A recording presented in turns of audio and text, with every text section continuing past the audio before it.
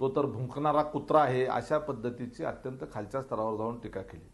वास्तविक विजय शिवतरे यांचं व्यक्तिगत आयुष्य आणि व्यक्तिगत बाबी इतक्या खालच्या स्तराच्या आहेत, त्या इतक्या चव्हाट्यावर आल्या तेव्हा विजय शिवतरेंचं व्यक्तिमत्व काय लायकीचं आहे हे संपूर्ण महाराष्ट्राला समजलेलं आहे.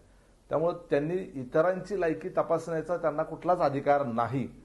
तरी सुद्धा महायुतीचे घटक म्हणून, महायुतीमधले एक नेते म्हणून, माजी मंत्री म्हणून आम्ही माननीय मुख्यमंत्र्यांना विनंती केली की या विजय शिवतरेंचं काहीतरी बंदोबस्त करा. परंतु मुख्यमंत्र्यांनी सांगून सुद्धा ज्यांचं शेपूट सरळ झालं नाही, त्या विजय शिवतरेंचं शेपूट छाटण्याचीच आता वेळ आलेली आहे.